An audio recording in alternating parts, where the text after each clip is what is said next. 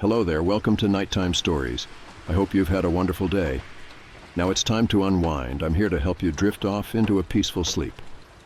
Before you get cozy, I'd love for you to like this video and subscribe. It helps bring more bedtime stories your way. Also, let me know in the comments where you're watching from and what time it is for you. Now, take a deep breath, relax, and let's begin.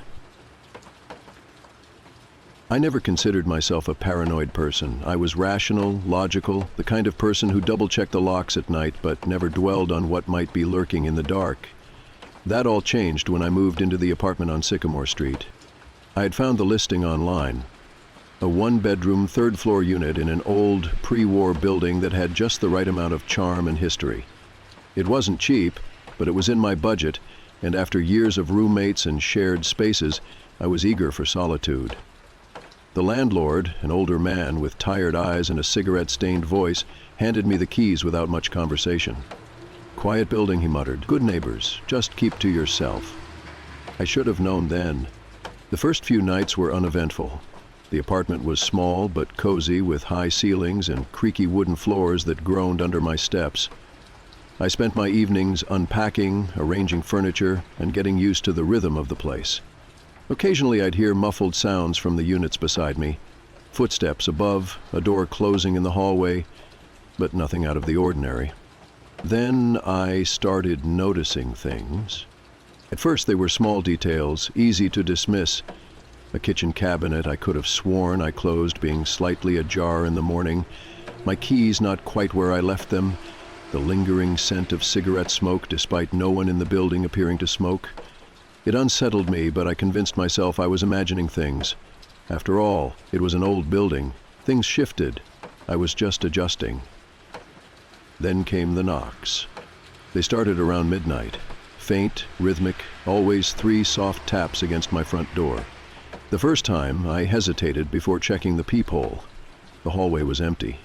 No shadows under the door, no lingering presence. I chalked it up to pipes, the wind, anything but someone actually knocking. But it happened again, and again, and again. I started keeping my phone by my bed, half expecting to need it, but the knocking never escalated.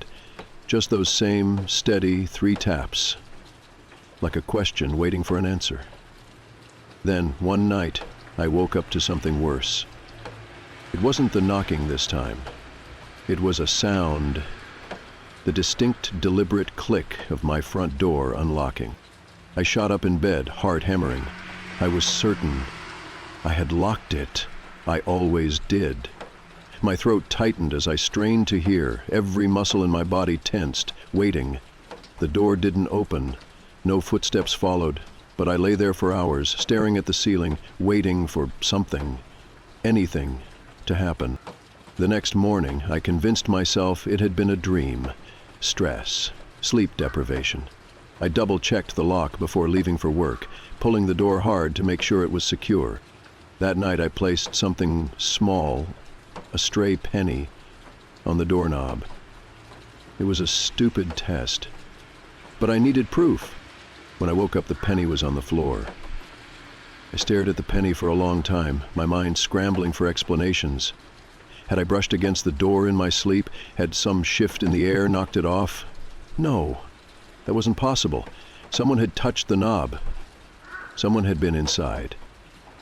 I checked every inch of the apartment. The windows were locked, the closet was empty, no signs of a break-in. But I couldn't shake the feeling that I wasn't alone.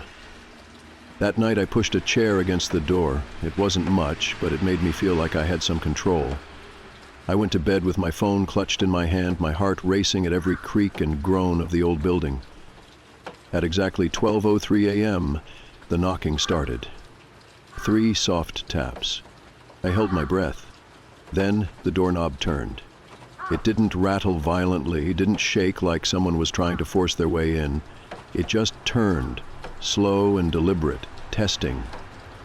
I could hear the soft scrape of metal, the quiet pressure of someone pushing, just slightly, against the door. The chair held.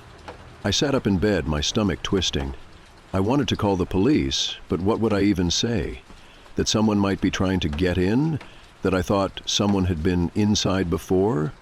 There was no real evidence, no forced entry, no threats, just a locked door and an unlocked one. And then, as suddenly as it started, it stopped. The knob stilled. The hallway beyond my door was silent. I stayed awake until dawn. By morning, my fear had turned into something else. Determination. I needed proof. I needed to know that I wasn't losing my mind. So I bought a cheap security camera. I set it up in my living room, angled toward the door. If someone was messing with me, I'd have evidence. That night, I locked up as usual, placed another penny on the doorknob, and went to bed with my phone screen glowing beside me. I barely slept. By morning, the penny was on the floor again. I grabbed my phone with shaking hands, pulling up the footage. The screen was grainy, the dim glow of the hallway light giving the apartment an eerie, washed-out look. I scrubbed through the timeline, scanning for movement. At 12:03 a.m., the feed glitched. Just for a second, just long enough to make my stomach drop. Then the frame settled. The door, the knob turning, and just before the feed cut out completely, I saw it. A hand, pale, thin, pressing against the peephole from the outside. I dropped my phone. My breath hitched in my throat as my mind tried to process what I had just seen. A hand, someone's hand, covering the peephole. They had been standing there, listening, waiting. And somehow, they had known about the camera. I forced myself to pick up my phone again, my hands trembling as I replayed the footage. The feed had cut out completely after that moment, leaving nothing but a frozen frame of the door, the knob still slightly turned. I tried to convince myself that it could have been a malfunction, a glitch in the camera, but deep down, I knew the truth. Someone didn't want to be seen. I spent the rest of the day in a haze, checking the locks obsessively, listening for any sign that I wasn't alone. I barely ate. Every noise from the hallway made my skin crawl. I considered calling the police, but what would I even say? That someone knocked on my door and touched my peephole? They'd brush it off. I needed something undeniable. That night I made a plan. I pushed the chair against the door again, but this time I didn't go to sleep. Instead, I sat in the living room with the lights off, phone in hand, recording. If they came back, I'd hear them. I'd see them. The wait felt endless. Hours dragged by in suffocating silence. My eyelids grew heavy, but I refused to let myself sleep. Then, at 12:03 a.m., the knocking came. 3 soft taps. I gripped my phone tighter, barely breathing. Then the doorknob turned. Slowly, carefully, like someone testing to see if I'd forgotten to lock it. The chair creaked under the pressure, holding firm. But this time, there was something else. A sound. A low, muffled breathing. Not heavy, not aggressive, just calm, steady breaths, as if whoever was outside was patient. Waiting. I felt cold all over. My fingers hovered over my phone screen, about to dial 911, when I heard something that made my stomach drop. A whisper, right outside the door. "I see you." I didn't move. I didn't breathe. My body had gone rigid with pure terror. It wasn't loud, wasn't a threat, just a statement, quiet and sure, like they already knew how this would end. And then silence. No footsteps, no retreating sounds, just the overwhelming, paralyzing quiet of an empty hallway. I stayed like that until the first light of morning crept through my window, my body frozen in place, my mind racing. Whoever they weren't trying to break in. They were waiting for me to open the door. Morning didn't bring relief. If anything, the daylight only made things worse. There was no denying what had happened anymore. Someone had been outside my door, whispering, waiting. Someone knew I was there. I needed out. I packed a bag with essentials. Wallet, keys, phone, anything I could grab with shaking hands. I wasn't sure where I was going. Maybe a hotel, maybe a friend's place. I just knew I couldn't stay here another night. But before I left, I had to check something. I hesitated at the door, heart pounding, then crouched down and peered through the peephole. The hallway was empty, just the dim yellow glow of the overhead lights. But the air felt wrong, like something had just been there, standing close enough for me to feel its presence through the door. I reached for the knob, then stopped. Something was taped to it. A single piece of paper, folded neatly. My throat tightened as I pulled it off, my fingers trembling. The note was short, written in messy, slanted handwriting. "You locked the door. Good." I dropped it like it burned. My legs felt weak, my stomach twisted. The meaning was clear. They had tried to get in, and they had wanted me to know. I should have left then. I should have grabbed my bag and never looked back. But fear does strange things to the mind. Instead of running, I did something stupid. I checked the security camera. The footage loaded slowly, the grainy image of my front door appearing on the screen. I skipped through the timeline, stopping at 12:03 a.m. My breath caught. At first, there was nothing. Then, movement. A shadow just at the edge of the frame.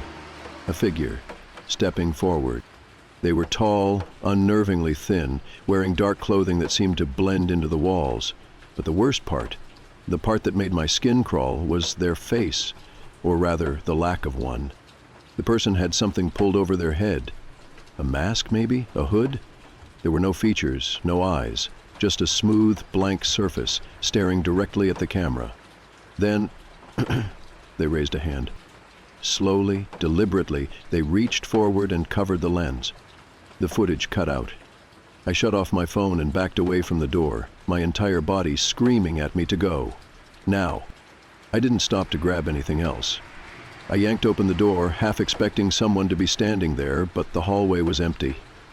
My legs felt unsteady as I forced myself to walk, not run, just walk, toward the stairwell. I was almost at the exit when I heard it. A door opening. Not mine. One further down the hall. I didn't look. I didn't turn around. I just ran. I didn't stop running until I was outside, gasping for air in the cold morning light. The streets were empty, the city still waking up, but my mind was racing. I needed to get somewhere safe, somewhere with people. I ducked into a cafe a few blocks away, hands still shaking as I ordered a coffee just to have an excuse to sit. My phone buzzed in my pocket. I almost didn't want to look, but I did. A new notification from my security app. I hesitated before opening it, dread curling in my stomach. The camera had recorded one last clip before I left. I pressed play. The footage was short, only a few seconds, the hallway still and silent. Then the door at the end of the hall creaking open. A figure stepped out. Not a stranger, not someone masked or hooded. It was my neighbor. The quiet man who lived a few doors down, the one I had only seen in passing, the one who never spoke. He was still wearing the same dark clothes from the footage, but now, in the clarity of daylight, I could see his face. Expressionless, calm, like he hadn't just spent nights knocking, whispering, trying to get in. Then, just before the video ended, he turned to look directly at the camera. And he smiled. I left the city that day. I called my landlord, told him I was breaking my lease, and never set foot in that apartment again. I never went to the police.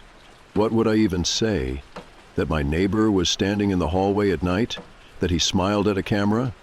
There was no crime, no real evidence of anything, just a feeling.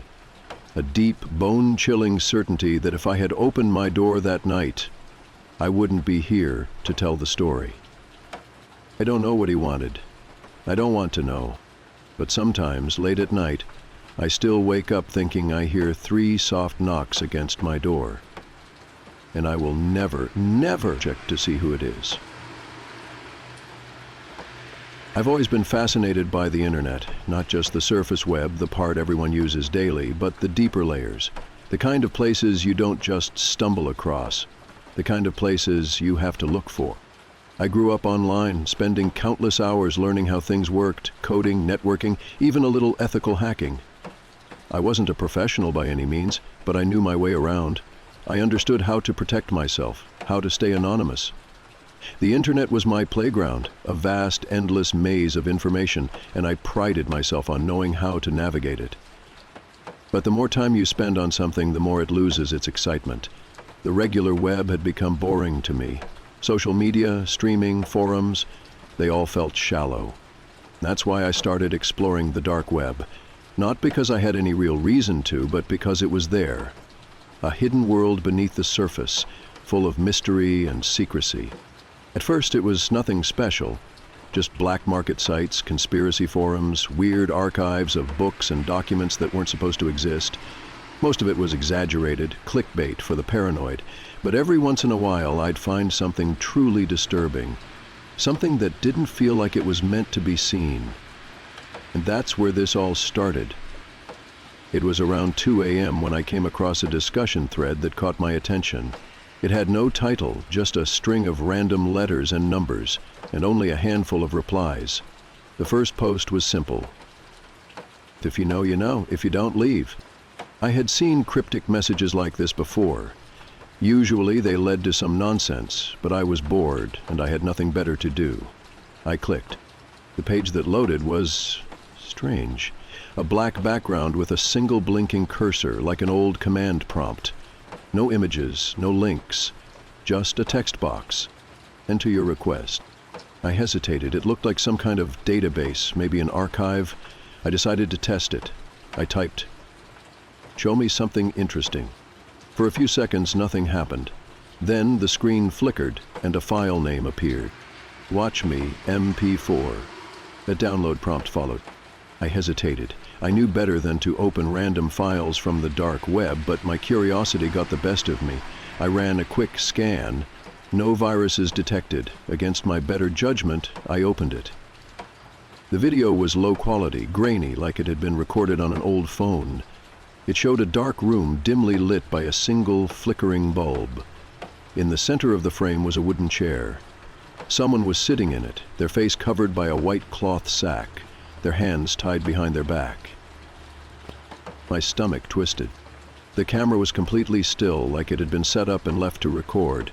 No movement, no sound, just the eerie image of this bound figure sitting alone in the dark. I skipped forward, but nothing changed. No one entered the frame, no one spoke. Just silence. Then, near the end of the video, something happened. The bulb flickered more aggressively, casting sharp shadows across the room. The figure in the chair twitched slightly, just enough to let me know they were still alive. Then the screen glitched. For a single frame, something flashed across the screen. Something I barely caught before the video cut to black. I paused and went back frame by frame. When I found it, my breath caught in my throat. A face, pale, emotionless. Standing right behind the chair. Someone had been there the whole time, watching. I closed the video and sat back in my chair, my skin crawling. My heart was beating faster than it should have been. I had seen disturbing things before, but something about this felt different. Like I had seen something I wasn't supposed to. I closed the site and cleared my history, trying to shake the unease creeping up my spine. It was just a video, probably fake, some weird underground horror project. That's what I told myself.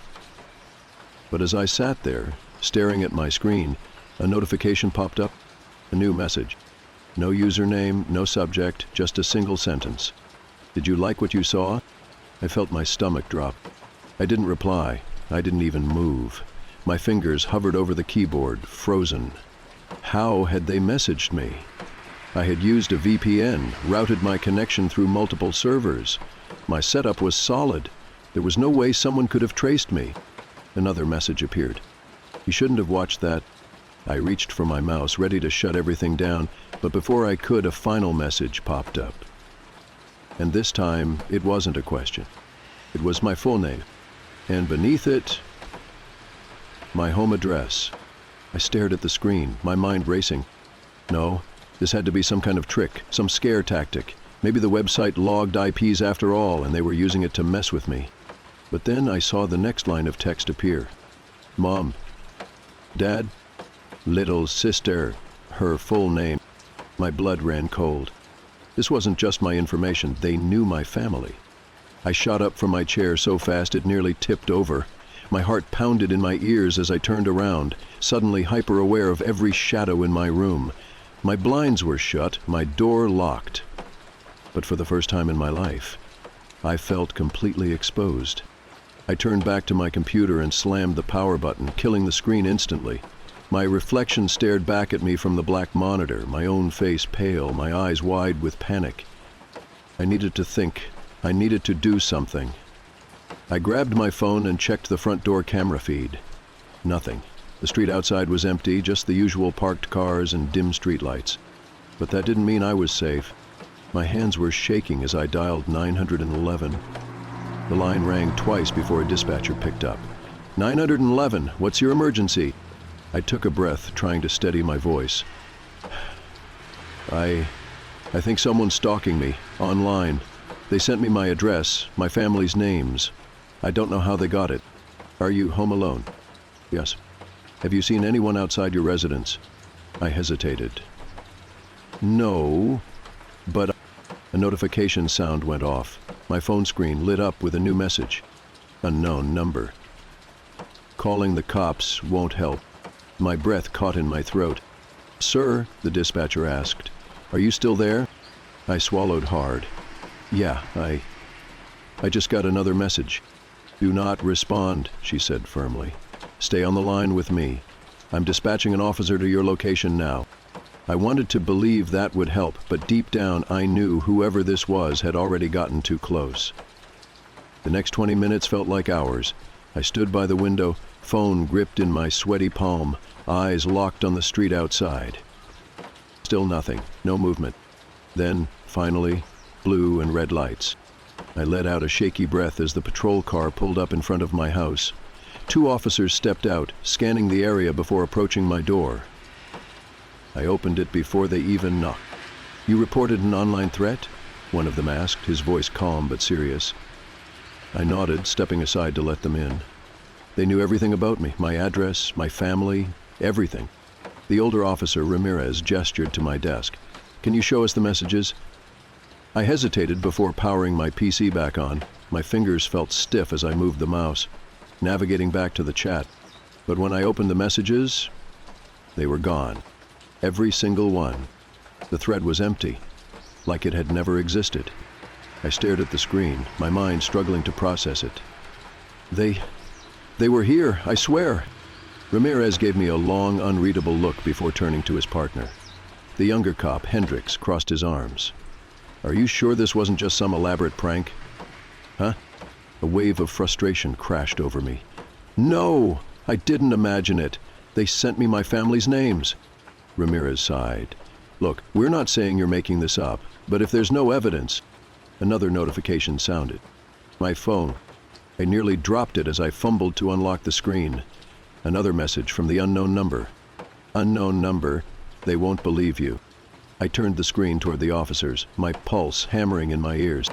Ramirez's face darkened. He grabbed his radio. Dispatch, we have a confirmed cyber-stalking case. Requesting cyber crimes unit involvement. Hendricks glanced out the window, suddenly more alert. Did they say anything about coming here? About watching you? No, I admitted. Just that I shouldn't watch the video. Ramirez's head snapped toward me. What video? I hesitated. It was a file I downloaded from a dark website. He exhaled sharply. Christ, you have no idea who you pissed off, do you? The officers stayed with me for another hour, taking statements, checking my security setup, and advising me to stay offline for a while. They also recommended changing all my passwords and contacting my ISP for extra security measures. But none of it made me feel safer, because whoever they were still watching, and they had already proven they were always one step ahead. I didn't sleep that night, even after the cops left, even after I double-checked every lock in the house, even after I turned off my computer and put my phone on silent. I just sat there, wide awake, heart pounding. Every creak of the house made me flinch. Every shadow in the corner of my room felt wrong. I tried to convince myself that the police were right, that maybe this was just some sick online prank. some hacker screwing with me for fun. But deep down, I knew better. This wasn't random. Someone had been waiting for me to find that video. The next morning, I called in sick to work. There was no way I was leaving the house, not until I figured out what was happening. I spent hours combing through my system, running every security check I knew, my VPN logs, my browser history, my firewall settings. Nothing was out of place. No backdoors, no spyware, no signs that anyone had broken into my network. But if that was true, then how did they find me? I was still staring at the screen when a new email came in. No subject, no sender. Just an attachment. Watch, me MP4. My stomach twisted. I didn't open it, not this time. Instead, I right-clicked and checked the file properties. The metadata showed that it had been created just 10 minutes ago. They were still watching me. I grabbed my phone, ready to call the police again. Then my screen went black. No warning, just gone. The hum of my PC cut off. The power in my entire room shut down. I spun around, heart hammering in my chest.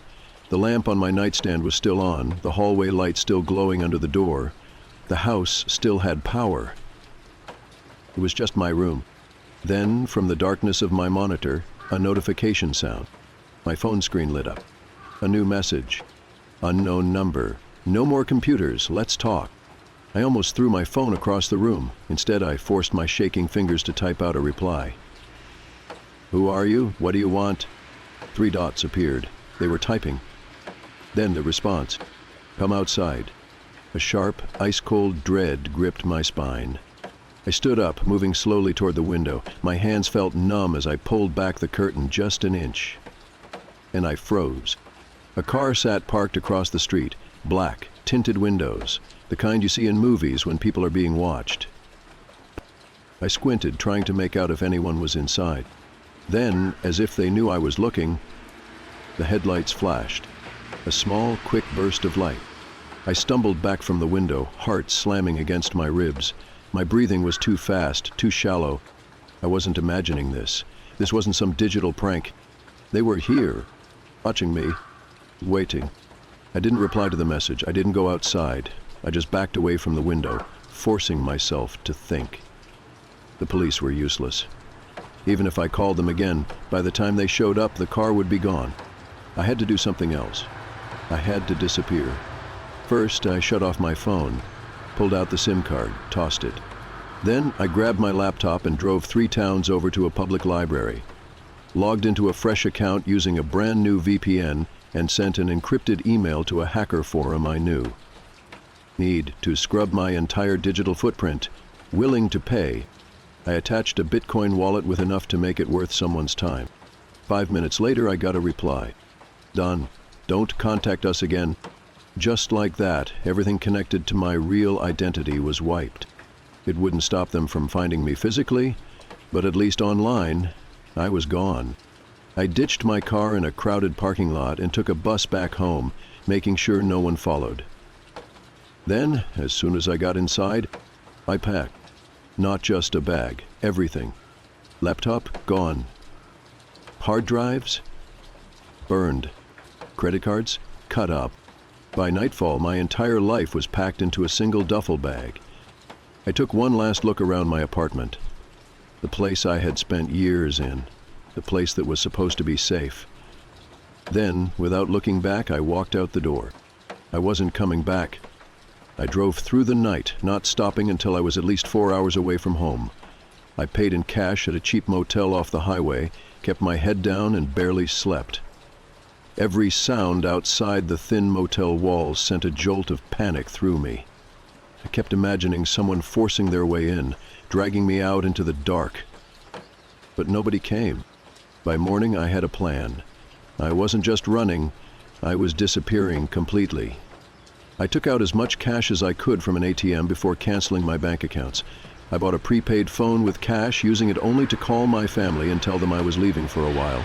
I didn't say why, just that they shouldn't worry. I didn't want them caught up in this. For weeks, I moved from place to place, never staying in one town too long. I worked odd jobs under the table, paid everything in cash, avoided cameras when I could.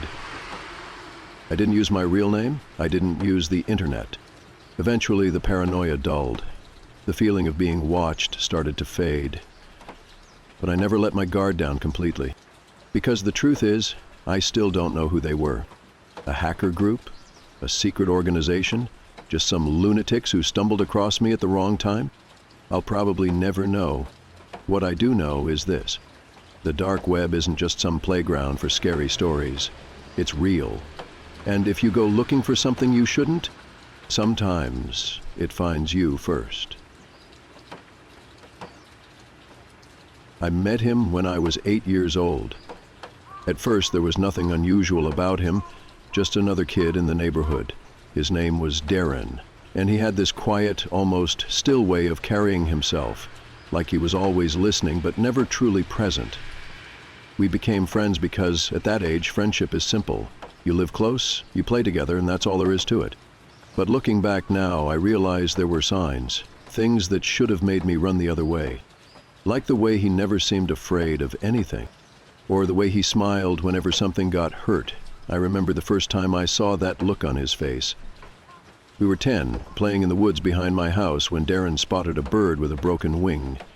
It was small, helpless, twitching on the ground.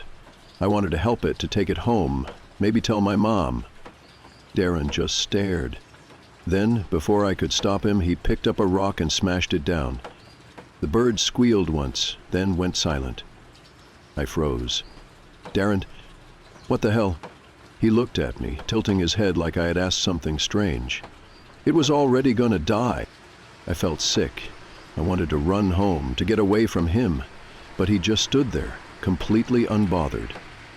That should have been the moment I realized something was wrong with him. But I was a kid, and kids don't always understand danger when it's staring them in the face. So I stayed friends with Darren. And over the years, things only got worse. As we got older, Darren's fascination with things he shouldn't do only grew. At first it was little things. Stealing candy from the store, sneaking into places we weren't supposed to be. But there was always something off about the way he did it. He never stole because he wanted something. He stole because he liked the thrill of taking it. He liked knowing he could get away with it, and when he didn't, he never looked guilty. I remember the time he got caught pocketing a lighter at the gas station. The clerk grabbed his wrist, threatened to call the cops, and while I stood there panicked, Darren just stared at him. Not angry, not scared, just watching, like he was waiting to see what the man would do next. The guy let him go with a warning, and as soon as we walked out, Darren smiled. Voila? It was bluffing, he said, like it was a game. Then there was the incident with the neighborhood cat. Fluffy little thing, belonged to this old lady down the street. One day it went missing. Posters went up, people searched, but no one found a trace. Except I did.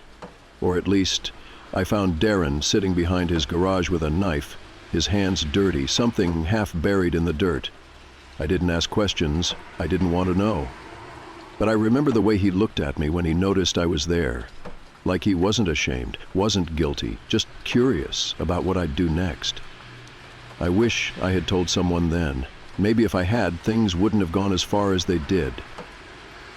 By the time we hit high school, I started pulling away from Darren. He wasn't just a weird kid anymore, he was dangerous. The way he talked about people was unsettling, like they were nothing more than objects. He could be charming when he wanted to be, though. He had a way of making teachers love him, convincing people to do things for him, making girls think he actually cared about them. But I knew better. I had seen the way he enjoyed hurting things, the way he only ever seemed truly alive when he was causing chaos. I didn't want to be around for whatever he had planned next. And then one night I got a call. It was late, sometime past midnight, and my phone buzzed on my nightstand. I groggily grabbed it, squinting at the screen. It was Darren. He never called. He wasn't the type to need people. Something in my gut told me not to answer, but I did anyway. Hello? My voice was thick with sleep. There was silence for a moment, just static and breathing. Then, in a calm, almost casual tone, he said, I did something bad. My stomach twisted. What do you mean? Another pause. Then, barely above a whisper, I need your help. I sat up, suddenly wide awake. Every instinct told me to hang up, to not get involved. But Darren had a way of pulling people in, making you feel like you had to do what he wanted. Against my better judgment, I asked, Where are you? Come to the old train tracks, near the woods." Then he hung up. I stared at my phone, heart pounding. I should have gone back to sleep. I should have ignored it. But something about his voice, the calmness of it, unsettled me. I got dressed, grabbed my bike, and rode out. The train tracks were abandoned, stretching through the woods like a forgotten scar. The night was cold, my breath visible in the air as I pedaled faster, my mind racing through worst-case scenarios. When I got there, Darren was standing near the edge of the trees, hands in his pockets, completely still. The way he stood there, waiting, sent a chill through me. I got off my bike and took a hesitant step forward. "What's going on?" He turned, and that's when I saw it. Behind him, half hidden in the brush, was a body. For the sake of privacy, I won't be using real names. Even now, years later, I don't know if he's still out there. I don't know if he ever got caught. But if he is, I don't want my name tied to any of this. I'll call him Darren. And the person lying in the dirt that night, I won't give them a name at all. My breath caught in my throat as I stared at the body. My brain refused to accept what I was looking at. It didn't seem real, the way the limbs were twisted, the way the face was turned just slightly away from me, just enough so I didn't have to look them in the eye. I swallowed hard. "Darren? What did you do?"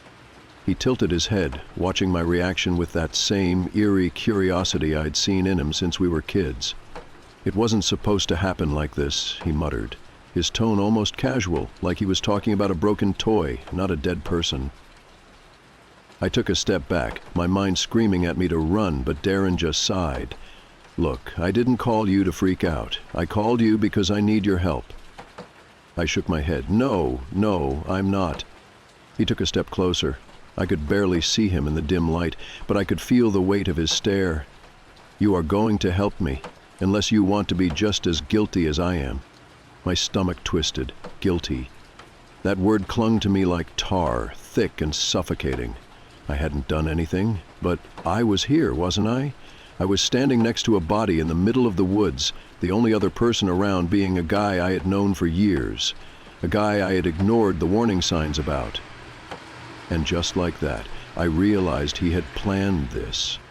Not the killing, maybe, but calling me, making sure I was involved, making sure I couldn't just walk away. That part was on purpose.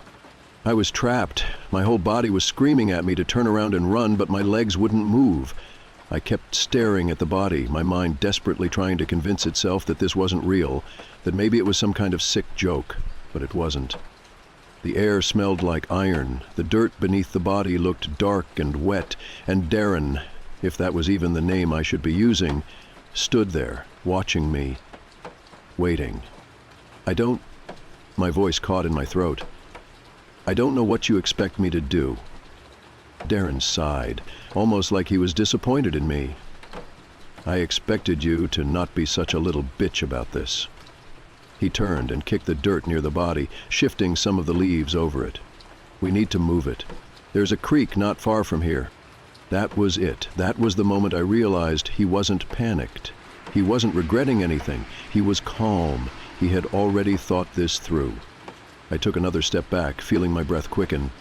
"I'm not helping you." Darren's jaw clenched, but he didn't move toward me.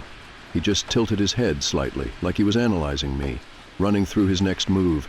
That's what always unsettled me about him. He didn't react like a normal person. He calculated. He weighed his options. And right now, I was one of those options. "You really want to go to the cops?" His voice was quiet, almost amused. "You think they'll believe you had nothing to do with it?" I swallowed hard. I hadn't done anything, but the truth was, I wasn't sure. We had been friends for years. I had ignored so many red flags. Who would believe that I just happened to get a call in the middle of the night and showed up next to a dead body with no involvement? I didn't answer. Darren took that as hesitation, and he pounced on it. "I called you first. Your phone's going to show you were here. You ran with me when we used to steal shit as kids. People saw us together all the time. I tell them you were here when it happened? That we planned this together?" He smiled. "I guarantee you they believe me over you." I felt sick. I could barely hear anything over the sound of my own heartbeat in my ears. Darren had put me in checkmate before I even knew we were playing a game. I had two choices: help him or find a way out. I stood there, frozen, my mind racing in circles. I could feel the sweat building at the back of my neck, my hands clammy and shaking. Darren's words echoed in my head, and for a moment, I truly believed I had no choice. But then something clicked. A sudden, sharp clarity, like a light bulb flickering on in the dark. I did have a choice. I could walk away, I could run, I could scream, but I had to do something before this all spiraled further. I swallowed, took a deep breath, and said, "I'm leaving." Darren's eyes narrowed, and I saw something flicker in them. Anger, maybe even a flash of disbelief. He stepped closer to me, but I didn't back down. I met his gaze, and for the first time in years, I didn't flinch. "You think you're just going to walk away from this?" His voice was low, cold. "You're with me or you're against me. That's how this works." I shook my head, my mind racing to find a way out, a way to end this without being caught up in any more of his madness.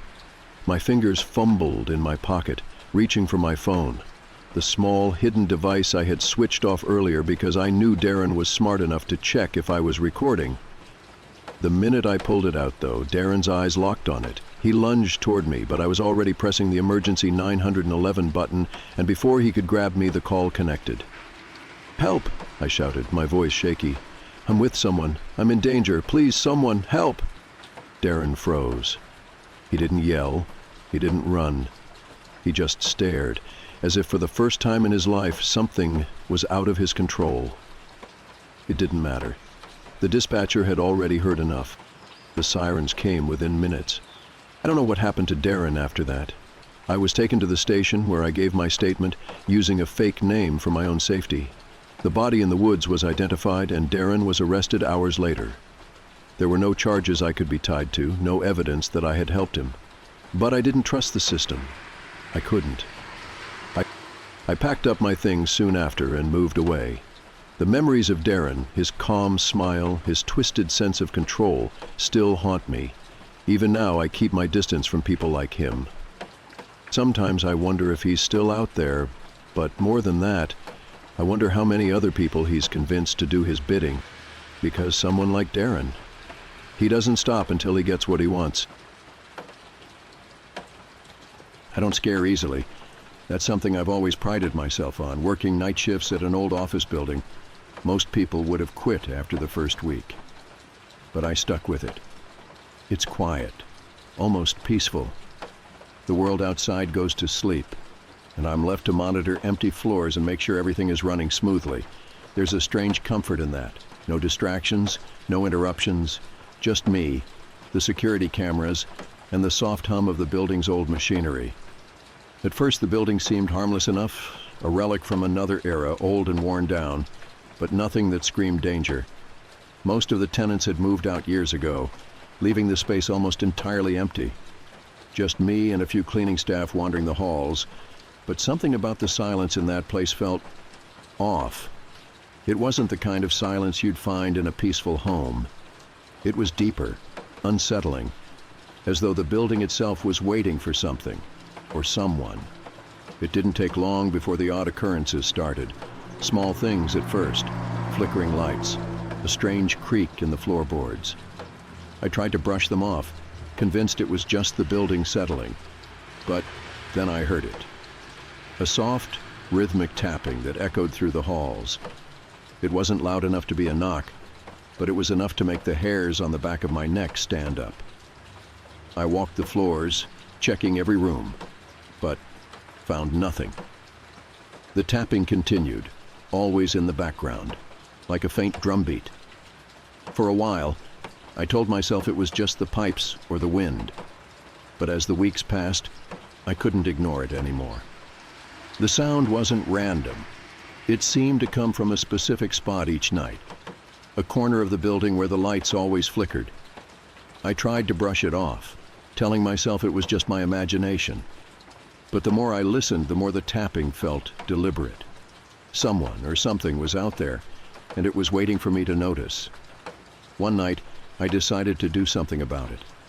I'd had enough of the tapping and the strange feeling that followed me through the halls. Armed with a flashlight and a sense of determination, I set out to investigate the building's dark corners. The lights in the hallway flickered as I passed each room. The silence felt like a weight pressing down on me, but I kept moving.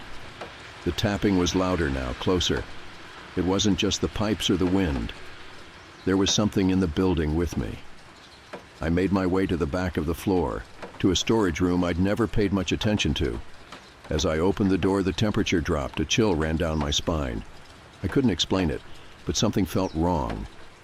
The room was empty, but the air felt thick, as though it was holding something back. I turned the flashlight on, scanning the room. That's when I saw it, a shadow, just barely moving in the corner of the room. I froze. It was like something had been waiting for me. The next morning, I couldn't shake the feeling of being watched. I went through my routine as usual, checking the security footage, but nothing seemed out of place. No sign of the shadow I had seen. No evidence that anything had been there. I wondered if it was all just my imagination running wild. But deep down, I knew it wasn't. The building had a strange presence to it, something that made the air feel heavy. I wasn't alone there. Not really. Later that night, the whispers started. At first, it was a faint rustling, like a distant conversation. I thought I was hearing things, but as the hours passed, the whispers grew louder. It was as if the voices were coming from every direction, surrounding me. I tried to dismiss it, telling myself it was the wind or maybe even my tired mind playing tricks on me. But it didn't stop. I felt a cold presence behind me, a chill that wasn't from the building's draft. I wasn't just hearing things. Something was there with me. I couldn't take it anymore. The whispers, the shadows. Something in the building had changed, and it was slowly driving me to the edge. I started to question my sanity. Was I losing it? Was this all in my head? I didn't know. I thought maybe I was just stressed. Maybe the isolation had gotten to me. But every night it was the same. The whispers, the tapping, the figure I couldn't quite see but could always feel. It was getting harder to ignore. That's when I received the letter from HR. It was brief, but it sent a shiver down my spine. They wanted to meet with me, to discuss something important. I hadn't done anything wrong. I'd been doing my job as usual, but the tone of the letter felt off, like they knew something I didn't.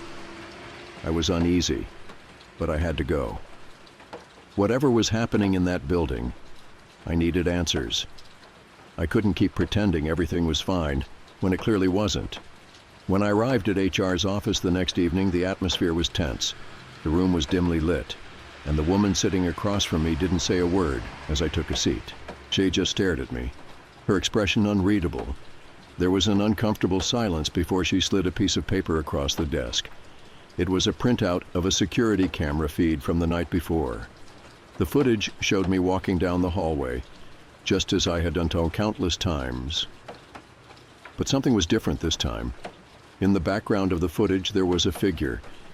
It was standing still, almost hidden in the shadows. I couldn't make out the details, but I knew something wasn't right. I hadn't seen anyone else in the building that night, and yet there it was, the figure, watching me. The woman in HR didn't speak for a moment, letting the weight of the footage sink in. I tried to explain myself. "It must be a glitch," I said, trying to rationalize it. "Maybe someone's messing with the security system."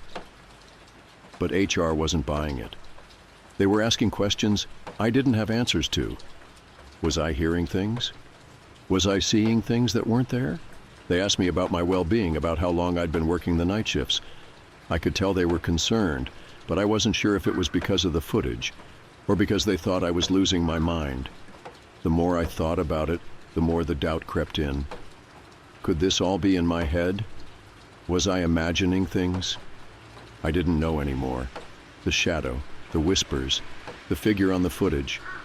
It all felt too real to be a trick of the mind. But then again, I couldn't explain it. I didn't want to believe I was losing touch with reality. I wanted to believe that there was something, someone else in that building, something I could confront. But the more I thought about it, the more it felt like the building was playing tricks on me. After the meeting, I couldn't shake the feeling that HR was trying to get rid of me. They didn't say it outright, but there was an underlying implication that I wasn't cut out for the job anymore. The building was getting to me, they suggested. Maybe I needed some time off, some rest. But I couldn't rest.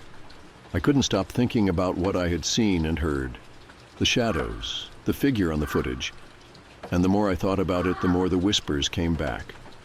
Louder, clearer. I wasn't imagining it. Something was happening in that building. Something I wasn't ready to understand. That night, I decided I would face it head on. I couldn't keep running from whatever was in that building. I had to confront it, whatever it was. Armed with nothing but a flashlight and my determination, I ventured deep into the building's lower floors. The lights flickered as I moved down the long hallway, the whispers growing louder, almost in time with my heartbeat. The tapping started again, faster this time, as if it was counting down to something. I reached the maintenance room, the one I had avoided for weeks, the one where I had first seen the shadow. The door creaked as I pushed it open. Inside, it was colder than I remembered, colder than it should have been. The air was thick with dust and the smell of old machinery, but there was something more, a sense of presence. I stepped inside and called out, my voice trembling slightly in the silence. No response. But then, I heard something. A voice, faint, but unmistakable. I stood in the maintenance room, flashlight in hand, scanning the dusty shelves and worn-down equipment. The whispers had stopped for a moment, and I took the opportunity to steady my nerves. I couldn't let this building, whatever was going on, break me. I'd been through far worse, I told myself. But then, something happened. As I turned to leave, I saw a face in the reflection of the window behind me, someone staring back at me from within the glass. My heart skipped a beat, and I spun around, but there was no one there, just the empty room. I shook my head, feeling a sudden wave of dizziness. I wasn't sure if it was the lack of sleep or something more sinister. I tried to tell myself it was nothing, a trick of the light, but deep down, I knew it wasn't.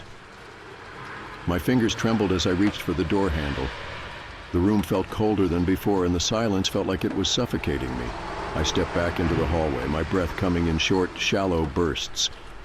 The lights flickered again, and I thought I saw a figure at the end of the corridor, a tall, thin man with a dark coat. I blinked, and he was gone. I rubbed my eyes, trying to make sense of it, but the world around me seemed to blur, everything twisting and shifting like a bad dream. The next day, everything felt off. I woke up late, my alarm having failed to go off. I was disoriented, like I had just woken up from a deep sleep, although I couldn't remember falling asleep. The room was unfamiliar, and for a moment, I thought I was in a different place altogether. Then I remembered I was at home. It was a strange feeling, like the lines between my reality and the world around me were starting to blur. I couldn't shake the sensation that I was losing my grip on something, but I didn't know what. I called my friend Jake, someone I used to hang out with before all this. He was one of the few people I still kept in touch with. But when he picked up, his voice sounded distant, as if he were speaking from a faraway place. "Hey, Alex," he said, his voice low. "How's work?" I could hear the concern in his tone, but I didn't know why. "It's fine," I replied, even though I didn't feel fine. "I've just been a little off lately." There was a pause on the other end of the line. "Maybe you need to take a break, man. You've been working those night shifts too long. You're not yourself." I agreed, but the truth was I couldn't explain why I didn't feel like myself.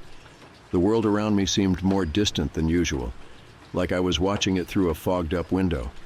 I couldn't sleep that night, my mind racing with thoughts I couldn't make sense of. I kept seeing flashes of faces in the dark, and the whispers had returned, not just in the building, but in my apartment too. They murmured my name, taunted me, asking if I was ready to face the truth. What truth? I didn't know. Every time I tried to sleep, I would jerk awake, convinced that I had heard someone in the next room. I would get up to check, only to find that there was no one there. but the unsettling feeling lingered. My apartment was empty, but it didn't feel like it. It felt like something was watching me. I tried to reach out to Jake again, but this time he didn't pick up. I left him a message, but my fingers trembled as I typed. I couldn't seem to keep them steady. The next morning, I got a text from him. "Hey man, I think you should go see someone. This isn't normal. I'm worried." It stung, but I knew he was right. Something was off, and I couldn't ignore it anymore. But I didn't know who to talk to. Who would believe me? Who would understand what was happening to me? The line between reality and delusion had become too thin, and I was afraid of crossing it completely. That night I saw it again. The figure, the tall man in the dark coat. Only this time he was standing at the end of my bed, just beyond the foot of it. I could see his face, pale, gaunt, his eyes hollow and unblinking. His mouth moved, but no sound came out. I wanted to scream, to run, but my body wouldn't move. I was frozen in place, my eyes locked on him, unable to look away. The room was silent, save for the pounding of my heart in my ears. But when I blinked, he was gone, just like before. I sat up in bed, gasping for air, my palms sweating. I had to be dreaming. I had to be. But the cold chill in the room told me otherwise. I grabbed my phone and dialed Jake's number again, but it went straight to voicemail. I didn't know what to do anymore. The building was worse than I had realized. But it wasn't just the building. It was me. The figure. The whispers. The strange feeling that I was being watched. It wasn't real, but it was. It was real in my mind. I had spent so many nights in the dark, alone with my thoughts, that I'd lost touch with reality. I'd started to hear things, see things that weren't there. I had no idea how long it had been happening, but now I understood I'd been in this place for too long. It wasn't just the building that was broken, it was me. I reached out to Jake once more, but this time something was different. His voice was softer, distant, like he was saying it from far away. "Alex," he said, "I think it's time you went to see someone. I don't know how to help you anymore." I didn't want to hear it, but deep down I knew it was true. I had to face the truth. But the truth was something I wasn't ready to accept. The shadows had already taken root in my mind, and I was losing the battle. The next few days were a blur. I wasn't sure if I was sleeping or awake anymore. I would wake up in strange places, on the couch, in the kitchen, without remembering how I had gotten there. The voices wouldn't stop. They were louder now, filling my mind with thoughts I didn't recognize. Sometimes I would hear someone knocking at my door, but when I opened it, no one would be there. I started seeing figures in the corner of my vision, shadows that moved when I wasn't looking directly at them. I tried to tell myself it was just stress, just my mind playing tricks on me, but I knew the truth. Something had broken inside me, and I didn't know how to fix it. I decided to go back to the office to see if maybe, just maybe, I could make sense of what was happening. But as I walked through the hallways, everything felt different. The building seemed alive in a way it hadn't before. The air felt heavier, like it was pressing down on me. The whispers were louder than ever, and the figure was there, standing in the shadows, waiting. I tried to approach it, but my body wouldn't move. I was trapped in my own mind, unable to escape the reality I had built for myself. And then I realized with a cold chill that I wasn't trapped in the building at all. I was trapped inside my own mind. The walls of the office felt like they were closing in around me. The shadows stretched unnaturally long, flickering with every step I took. I couldn't tell what was real anymore, the whispers, the tapping, the figure. It all felt so vivid, like a sick game that the building had been playing with me. I had convinced myself that there was something, someone, stalking me. Something supernatural that had been following me for months, maybe even years. I had become obsessed with the idea, searching for clues, trying to find the one thing that could explain it all. But the harder I searched, the more it felt like I was spiraling into madness. I don't know what led me to the doctor's office that day, or how I even managed to get myself there. But something inside me knew I needed help. My mind was unraveling, and I couldn't fix it on my own. The diagnosis came quickly: schizophrenia. The words felt foreign, unreal, as though they belonged to someone else. But as the doctor explained, everything began to make sense. The voices I'd been hearing, the shadows in the corners of my vision, the figure I'd seen in the maintenance room. It wasn't a stalker, it wasn't a ghost. It was me, my mind, betraying me. The doctor spoke in a calm, reassuring voice. Schizophrenia is a chronic condition. It causes people to experience hallucinations, things that aren't really there, sounds that aren't real. It's not uncommon for those with schizophrenia to feel as though they're being watched, or even followed by unseen forces. I was in shock. I wanted to deny it. But deep down, I knew it was true. Everything I had experienced, everything that had plagued me for months, was a result of my mind, my fractured mind, playing tricks on me. It wasn't a ghost and it wasn't a stalker. It was a part of me, something I couldn't control. I had always prided myself on being strong, on not letting fear take hold. But now, I saw the truth. I had been fighting an enemy within myself, and I had lost. The doctor suggested therapy, medication, and taking time off work. But the idea of stopping, of confronting the reality of what was happening to me, terrified me. How had I gotten here? How had I ended up in this place where I couldn't trust my own senses? I kept thinking back to my childhood, trying to remember if there had been signs earlier on. Had something happened back then? I couldn't pinpoint it. But there were fragments of memories, strange flashes of my younger self, moments when I'd felt disconnected from reality, when I'd seen things that weren't there, heard voices that no one else could hear. I thought it was just imagination, just a phase that I would grow out of, but I hadn't. The doctor asked me about my family history. I didn't have much to go on. My parents weren't really involved in my life, and I never knew much about their past. But the more I thought about it, the more I realized something. When I was young, I'd been in a car accident. It wasn't a major one, but I had hit my head pretty hard. The doctors had said it was just a concussion, that there was no lasting damage. But what if that was the trigger? What if that moment, that injury, had set something off in my brain? It was the only thing that made sense, the only thing that could explain the gradual descent into madness that I had experienced over the years. I walked out of the doctor's office in a daze. The weight of the diagnosis hung heavy on my chest, and the streets felt strange beneath my feet. The world looked different now, like a distorted reflection in a broken mirror. I felt like I was standing on the edge of a cliff, unsure of what would happen if I took another step. I wanted to go back to my apartment, to curl up in bed, and pretend like none of this was real. But I knew I couldn't. I had to face it. I had to face myself. As the days went by, the hallucinations didn't stop. But now, I understood what they were. I understood that the figure in the dark coat, the tapping, the whispers, none of it had been real. It had all been a manifestation of my mind, a product of my illness. I tried to accept it, tried to make peace with it, but it wasn't easy.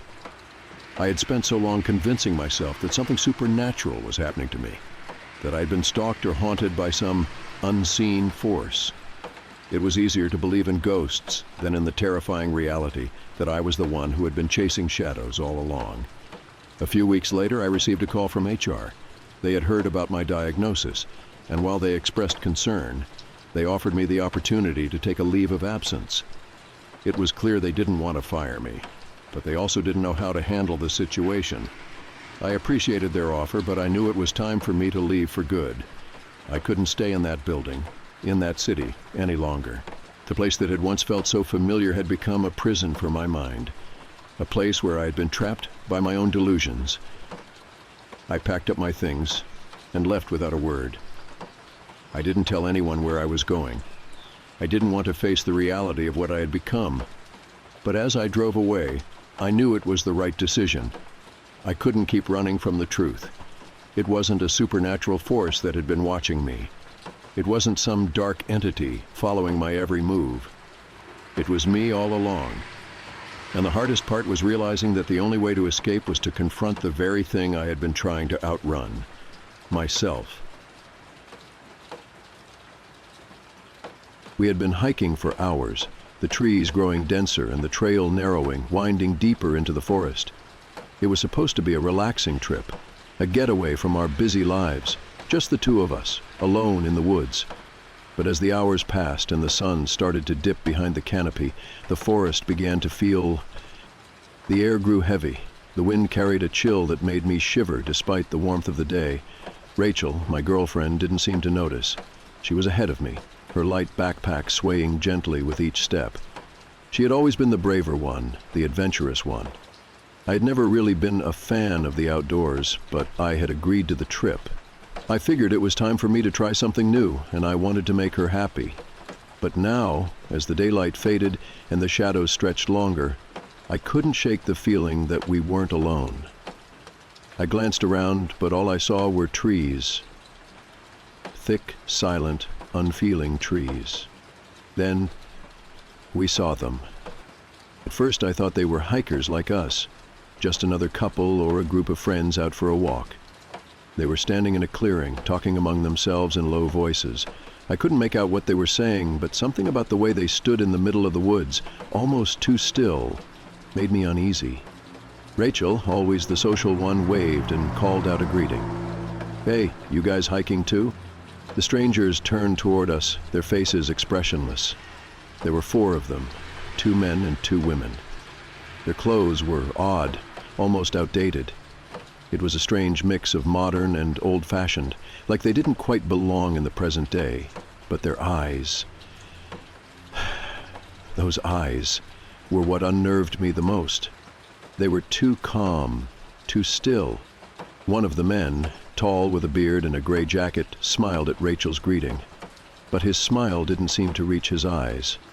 "Yeah, we're just out for a walk," he said in a soft, monotone voice. "Where are you headed?" Rachel asked, stepping forward.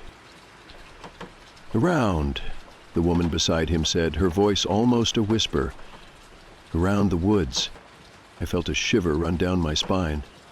Rachel, not sensing my discomfort, smiled brightly. "Well, we're on our way to the ridge. It's beautiful up there, perfect for watching the sunset."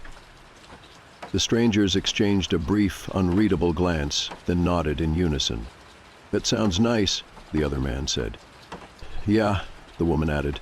"You should enjoy it." We stood there for a few more minutes, making small talk with them, but the longer I stayed, the more I realized something didn't feel right. Their answers were too vague, their movements too stiff. It was like they were giving me just enough to not seem odd, but not enough to make sense. Rachel was still chatting with them when I noticed it. They hadn't asked us anything. Not a single question. They didn't inquire about where we were from, what we were doing here, nothing. It was like they didn't care who we were or why we were out here in the woods. And then, just as suddenly as they had appeared, they started to turn and walk away, moving in the same strange, synchronized way. "Take care," one of them called back without looking over their shoulder. We watched them disappear into the trees, their movements eerily smooth. After they were gone, Rachel turned to me, still smiling. "They were nice. I didn't know how to answer. I couldn't shake the feeling that something was very, very wrong. "They were strange," I said, trying to sound casual. She laughed and patted my arm. "You're overthinking it. They were probably just out for a peaceful hike like us." I nodded, but I didn't feel any better. The deeper we went into the woods, the more I felt eyes on me, as if the trees themselves were watching. Then, about an hour later, it happened. We heard footsteps behind us. At first I thought it was another hiker, maybe someone passing by, but when I turned to look, there was no one there. I shook it off. Just my imagination, I told myself. But then it happened again. A faint rustling of leaves, the sound of something moving behind us. I looked at Rachel, but she hadn't noticed. She was too focused on the trail ahead. "Did you hear that?" I asked, my voice low. "Hear what?" she asked, glancing at me with a smile. "I think someone's following us," I said, my heart pounding. Rachel stopped walking and turned around, but there was no one there.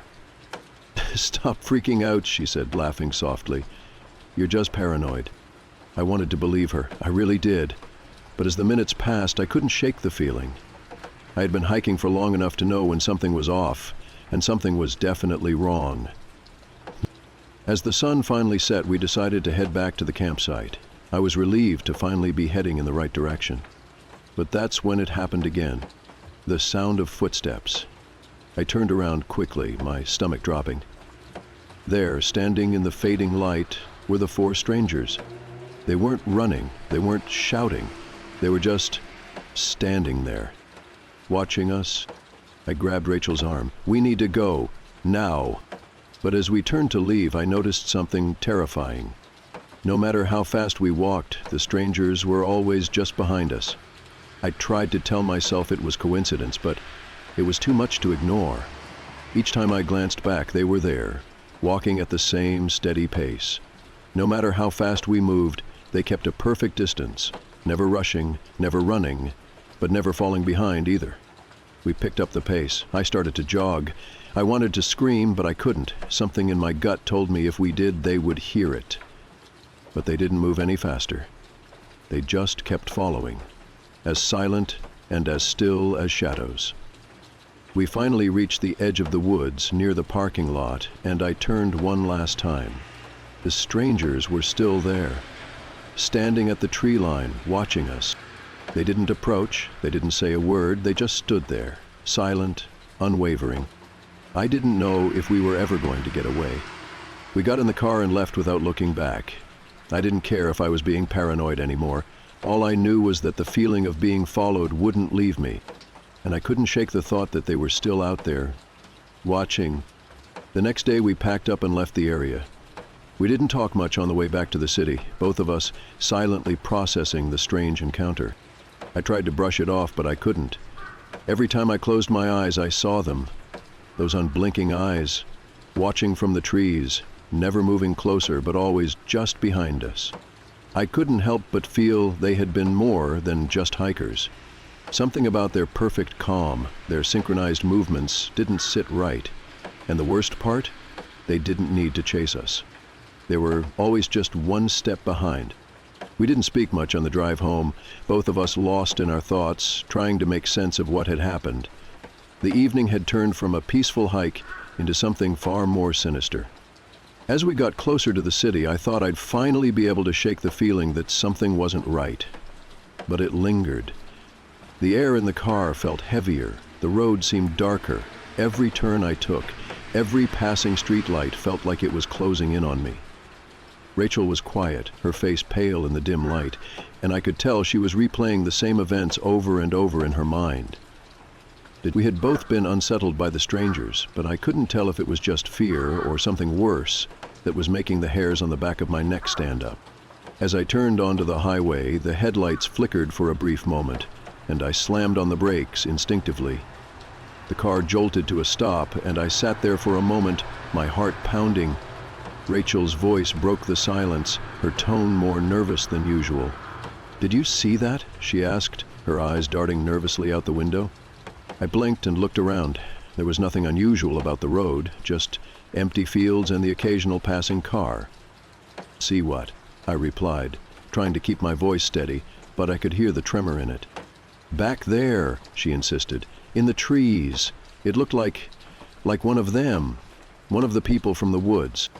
I looked at her, trying to make sense of what she was saying. It was impossible. We were miles away from the forest now. I shook my head. "Rachel, it's just your mind playing tricks on you. We're fine." But even as I said the words, I felt the discomfort creeping back in, like something was still out there.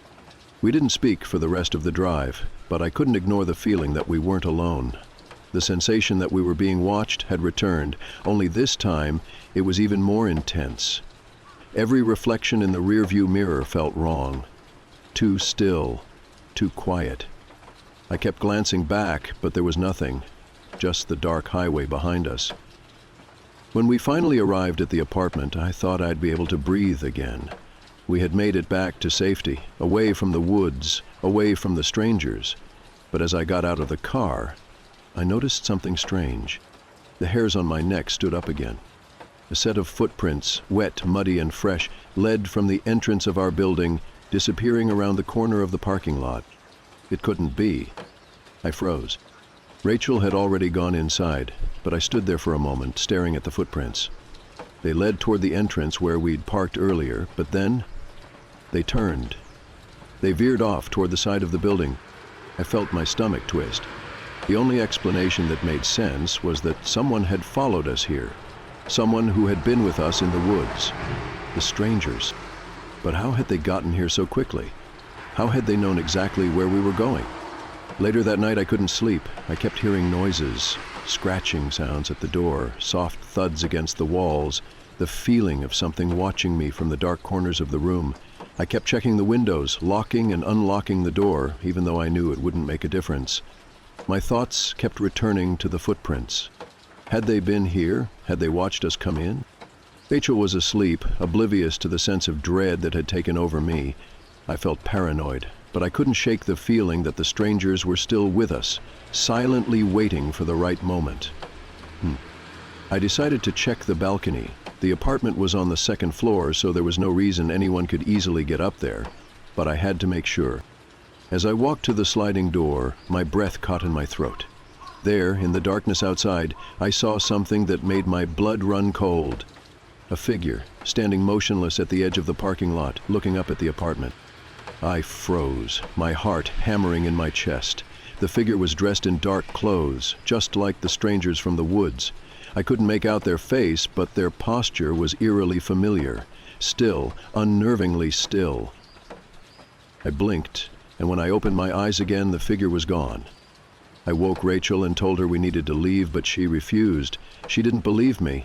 "You're just freaking out," she said, rubbing her eyes. "We're home now. It's over."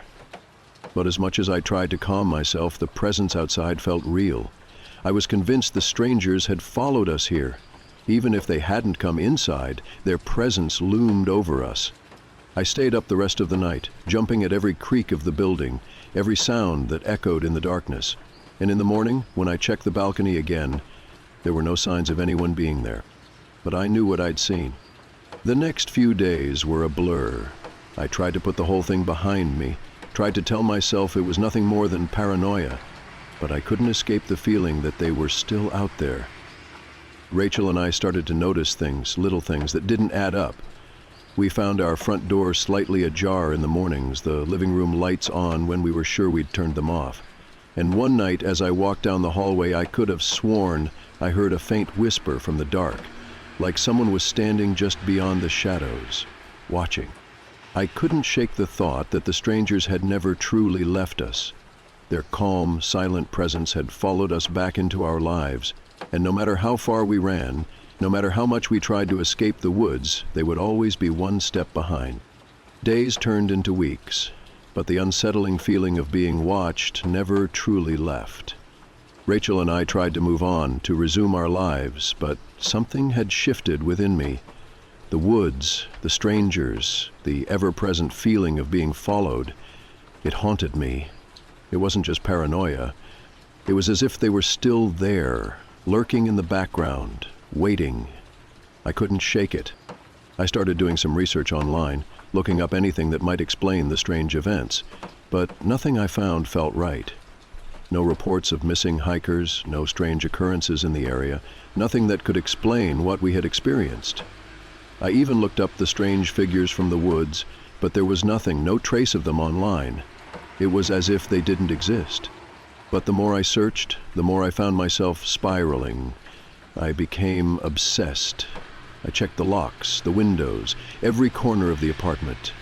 I started carrying a pocket knife with me, convinced that one of those strangers would find a way inside. Every night I checked the parking lot from the balcony, peering into the shadows, waiting for them to appear. But they never did. One night as I was sitting on the balcony, staring into the night, I heard a faint noise behind me. I froze. I didn't need to turn around. I knew it was Rachel, but something in my gut told me not to acknowledge her. I kept my eyes trained on the parking lot, but from the corner of my vision, I saw her step into the living room. She'd been quiet lately, ever since I started obsessing over the events. I could see the concern on her face, but also something else. Exhaustion. She walked over to me and sat down beside me, her voice soft as she spoke. "You need to let it go, you know." I didn't respond. I couldn't. My mind kept racing, my thoughts tangled in knots.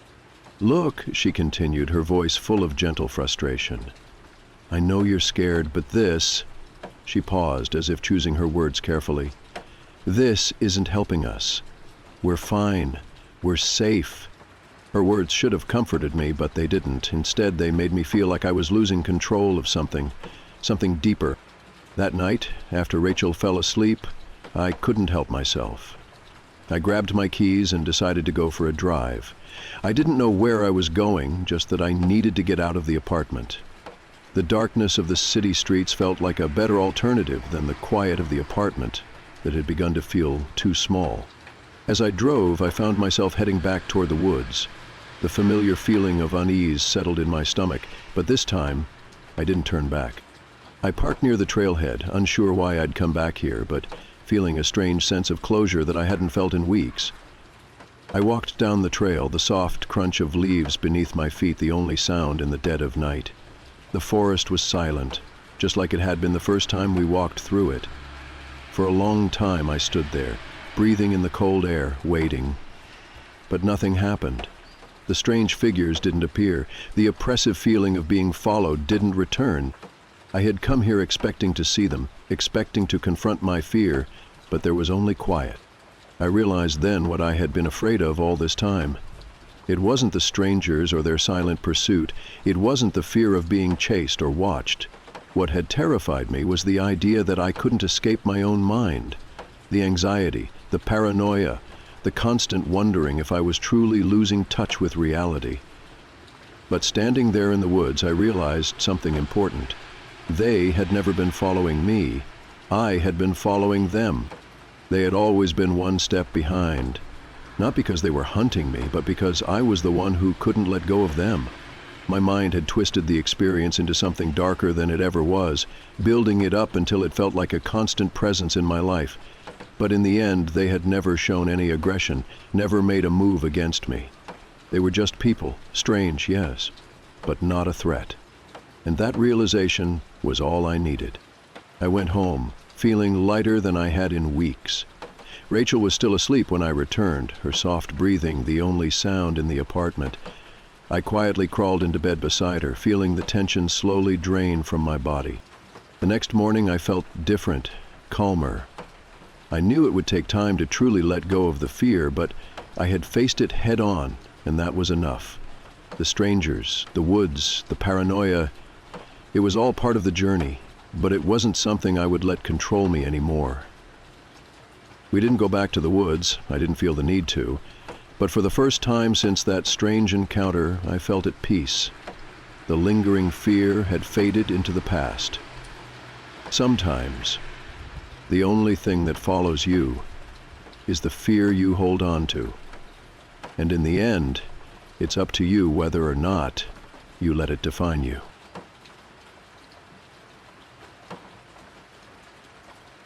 I moved here 2 weeks ago. A fresh start, or at least that's what I kept telling myself. The old apartment, the one I had lived in for years, had become suffocating. A reminder of things I wanted to forget. This house, with its fresh wooden floors and the scent of new paint still clinging to the walls, was supposed to be a reset, a blank slate. Something about the stillness of an empty home had always appealed to me, the way it sat in quiet anticipation of the life that would fill it. I spent the first few days scrubbing every inch, not because it was dirty, but because the act of cleaning made it feel more like mine. The house was older, but it had charm. High ceilings, creaky wooden floors, and large windows that let in too much light during the day. At night, though, the glass turned into black mirrors, reflecting only the dim glow of the streetlights outside. The air smelled of sawdust and varnish, a reminder that the renovations had only just been completed before I moved in. Everything felt crisp, new. For the first time in a long while, I felt like I could breathe again. But it didn't take long before things started to feel off. It was small things at first. The back door, which I was sure I had locked, would be slightly ajar in the mornings. A window I had left open to let in the evening breeze would be shut tight when I woke up. I chalked it up to absent-mindedness. Moving was exhausting, and my mind had been cluttered with 1,000 little tasks. Maybe I had locked the back door. Maybe I had closed the window before bed and simply forgotten. Then the noises started. It wasn't the usual sounds of an old house settling, those random pops and creaks that could be explained away by temperature changes. No, these were different. Rhythmic, deliberate. Footsteps, faint but distinct, echoing down the hallway in the dead of night. The first time I heard them, I sat up in bed, heart hammering, straining to listen. A part of me wanted to believe I had imagined it, that the silence of the house was playing tricks on me. But as I held my breath, the sound came again. Slow, measured steps, moving toward my bedroom door. I had to remind myself that I was alone. There was no one else here. Still, I got up and checked, stepping cautiously into the hallway. The floorboards cold beneath my bare feet. The house was empty, just as I had left it. I turned on every light, checked the locks, even opened the closets, though I wasn't sure what I expected to find. Nothing. Just silence. But the feeling of being watched lingered, thick and suffocating. The next morning, I woke up feeling drained. I must have tossed and turned for hours after hearing those footsteps, my mind racing with possibilities. Maybe I had dreamed it. Maybe the stress of the move was getting to me. I forced myself to shake it off. The house felt different in the daylight, safer. The hardwood floors gleamed under the sun, the fresh paint smelled reassuring, and for a moment I felt foolish for letting my imagination run wild the night before. I made coffee, stood by the window, and watched the neighborhood wake up. The street was quiet, mostly older houses with well-kept lawns and neatly trimmed hedges, the kind of place that should feel safe. I kept busy that day, unpacking the last of my boxes, hanging up pictures, and rearranging furniture until everything felt just right. But as I moved around the house, a thought lingered in the back of my mind. Had the air always felt this thick? Heavy, almost like I was moving through something unseen. I shook the thought away and kept myself distracted. That night, it happened again. I woke up abruptly, unsure why, my skin clammy with sweat. The room was dark, but something felt wrong. The air was still, unnaturally so, as if the house itself was holding its breath. Then I noticed the door. I always slept with it closed. I was sure of it. But now it was open, just a crack. A slow, creeping unease curled around my spine. I sat up, staring at the sliver of darkness beyond the doorway. I wanted to tell myself that I had simply forgotten, that I'd left it open by mistake, but I knew better. Pushing back the covers, I slid out of bed, each step toward the door feeling heavier than the last. I placed my hand against the wood and pushed it open, peering into the hallway. Empty. The dim light from the street lamp outside barely reached the corners of the corridor, leaving long shadows stretching across the floor. I checked the locks again, my pulse quickening when I found the front door unlocked. My stomach twisted. I had locked it, I was sure of it. But the deadbolt was undone, the door slightly ajar. I stood there listening. Nothing. Just silence.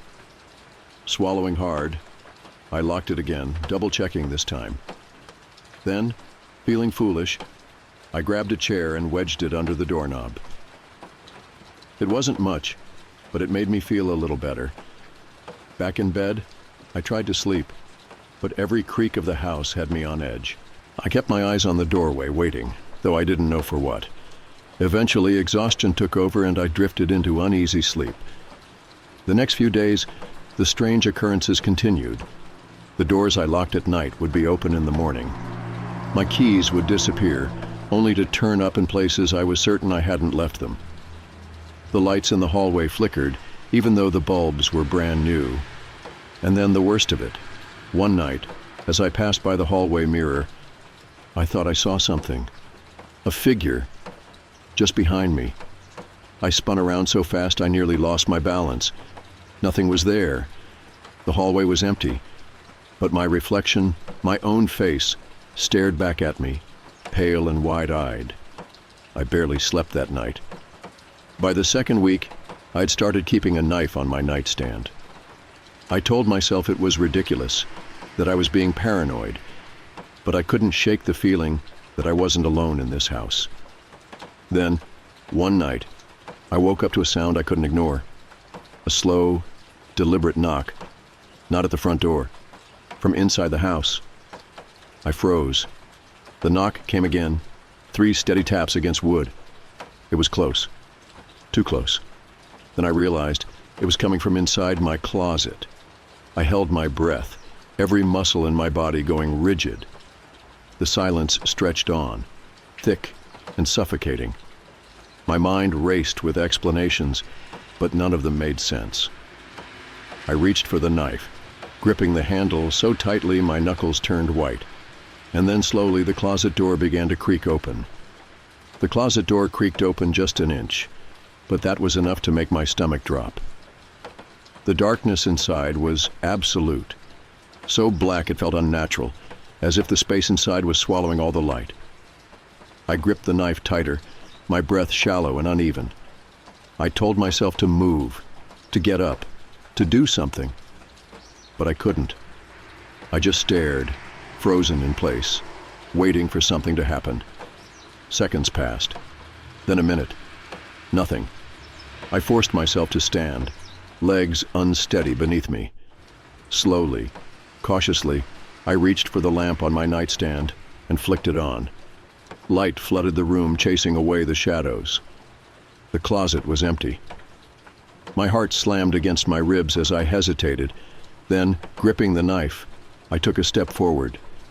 My fingers trembled as I reached for the door and pulled it open all the way. Nothing. Just my clothes, hanging neatly on their hangers.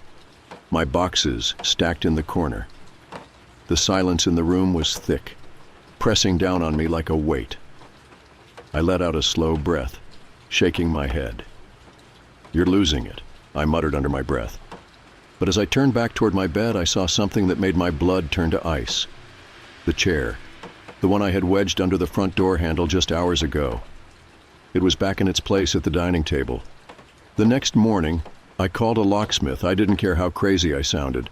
I told him my locks weren't working properly, that my front door seemed to be unlocking itself in the middle of the night. The man, an older guy with rough hands and a cigarette tucked behind his ear, gave me a skeptical look, but replaced the entire lock anyway. "Doubt anyone's getting through that now," he said, testing it. "You're all set." I thanked him, watching as he packed up his tools and left. I waited until his truck disappeared down the street before turning back to the door, testing the lock myself. It felt solid, secure. For the first time in days, I felt like I had some control again, but that night, I woke up to something far worse, not footsteps, not knocking, breathing. It was soft, just above a whisper, but it was there, and it was right next to me. My entire body stiffened. I lay frozen in bed, too afraid to turn my head. The sound was steady, inhale, exhale, deep and slow, like someone was lying right beside me. The knife was still on my nightstand. I knew it was within reach, but I was too scared to move. Then, just as suddenly as it had started, the breathing stopped. The silence that followed was worse. I stayed like that for what felt like hours, barely daring to blink. Eventually, exhaustion won. When I opened my eyes again, the sun was peeking through the blinds and the house was silent. For a split second, I convinced myself I had imagined it, that it had been nothing but a dream.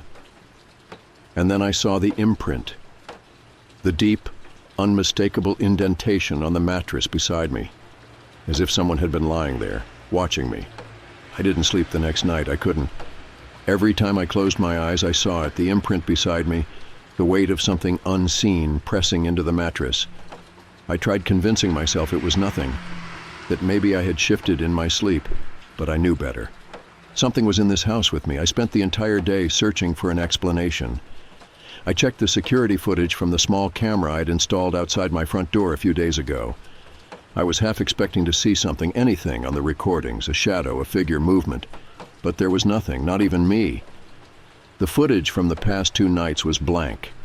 Not corrupted, not static. Just completely empty, as if I had never stepped outside, as if I hadn't even existed. I stared at the screen, a cold shiver running through me. What the hell was happening? That night, I barricaded the door to my bedroom. Not just the front door. I wasn't taking chances anymore. I dragged my dresser in front of the door, placed the chair under the handle, and even wedged a heavy box in the corner. I double-checked the windows, making sure they were locked. Then, gripping the knife, I sat on the edge of my bed and waited. The house was silent. Too silent. Every muscle in my body was tense, listening for the smallest sound. Hours passed. My eyes burned with exhaustion, but I refused to sleep. Then, at 3:12 a.m., something knocked. Not on the front door. Not from inside the closet. From the other side of the bedroom door. I stopped breathing. 3 knocks. Slow, deliberate. I clutched the knife so hard my fingers ached. The air in the room felt thick, suffocating. Then, just as I was about to stand, something else happened. The doorknob turned, not violently. Not like someone was trying to break in. It was slow, careful, testing. The dresser against the door didn't budge, but I could hear the subtle shift of the wood, the slight strain of pressure against the frame. I forced myself to move, to stand up. Every part of me screamed to stay still, to pretend I hadn't noticed. Then, in the silence, something whispered my name, a soft, rasping voice. So close to the door it sent a wave of cold terror down my spine. And then, a loud bang. The door shook violently, as if something had slammed against it with full force. The whole room trembled, and then nothing. Silence. For minutes I stood there, gripping the knife, heart hammering in my chest. I didn't dare move. I waited, and waited. Then, after what felt like an eternity, I reached for my phone. My hands were shaking as I dialed. 911. What's your emergency? I swallowed hard. Someone's in my house. The dispatcher's voice was calm, too calm. You said someone is inside your house, I forced myself to whisper. Yes, they tried to get into my room. Are you in a safe place? I swallowed hard, glancing at the door. The dresser was still in place, unmoved. I think so. Stay on the line with me. Officers are on their way. I barely heard her. My focus was on the door. I strained to listen, but the house was deathly silent. No footsteps, no breathing, nothing. But I knew. I wasn't alone. The police arrived 13 minutes later. It felt like an eternity. I heard the distant wail of sirens, followed by the unmistakable thud, thud, thud of heavy boots approaching my front door. Then, bang, bang, bang. Police, open up. I scrambled to move the dresser, nearly dropping the knife in my panic. My fingers fumbled with the locks, and when I finally yanked the door open, 2 officers stood there, hands resting near their holsters. Their eyes scanned me quickly. Barefoot, shirt damp with sweat, shaking like a leaf. One of them, a stocky man with sharp eyes, spoke first. You called in a break-in? I nodded frantically. Someone was inside. They tried to open my bedroom door. The second officer, taller and younger, exchanged a glance with his partner. Did you see anyone? I hesitated. No. Did you hear them leave? I shook my head. Stocky officer pulled out a flashlight. Stay here. We'll clear the house. I stood frozen in the hallway as they moved through the rooms, checking every closet, every corner, every possible hiding spot. My heart slammed against my ribs with each passing second. I kept expecting to hear shouting, a scuffle, something. But after 10 minutes they returned. Tall officer shook his head. No signs of forced entry. Everything's locked. Stocky officer crossed his arms. Nothing's missing. No sign that anyone's been inside. I stared at them.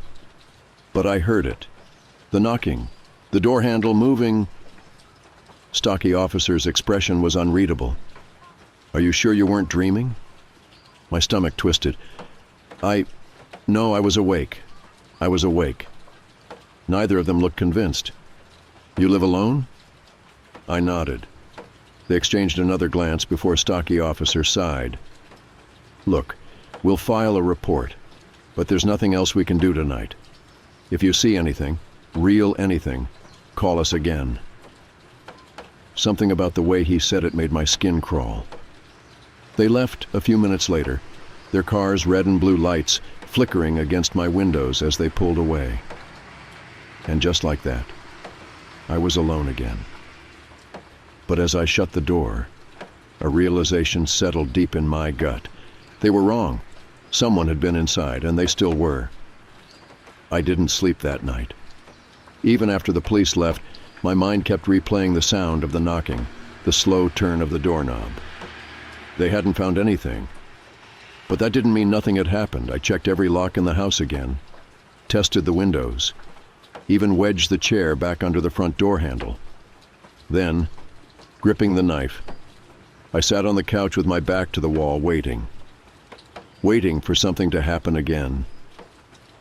But the night passed in silence. No knocks, no creaking floors, nothing. By the time the sun crept through the blinds, exhaustion weighed me down like bricks. I told myself I was being paranoid. Maybe the police were right. Maybe I had imagined it, half awake in the dark, my mind playing tricks on me. And yet, something still felt off. I didn't go to work that day. I couldn't focus. Instead, I forced myself to do something that should have been obvious from the beginning. I started looking into the house's history. Real estate records were easy enough to find online. The house had been built in the late 80s, sold a few times over the years, nothing unusual. But then I dug deeper. The owner before me, a man named Daniel M., had lived here for over 15 years. He'd sold the house suddenly. No records of a job transfer, no marriage or divorce, nothing that explained why he would leave a house he had owned for so long. Then I found an old news article, a short piece buried in the archives of the local paper. "Local man found squatting in foreclosed home." My chest tightened as I read. A man, unnamed in the article, had been found living inside the walls of a foreclosed house. The new owners had discovered makeshift bedding and food scraps hidden in the attic and crawl spaces. By the time police arrived, he was gone. There was no record of him being caught. I stared at the screen, my breath coming faster. The house in the article wasn't mine, but it was 3 blocks away. Suddenly the strange things I had brushed off, the doors unlocking, the objects moving, didn't seem so small anymore. I felt sick. Someone had been in my house, and they might still be here. I called the police again. The dispatcher sounded irritated, like she recognized my number. "Sir, you reported this last night. Officers searched the home. They didn't check the walls," I cut in. My voice shook. The crawl spaces, the attic. What if someone's been hiding inside?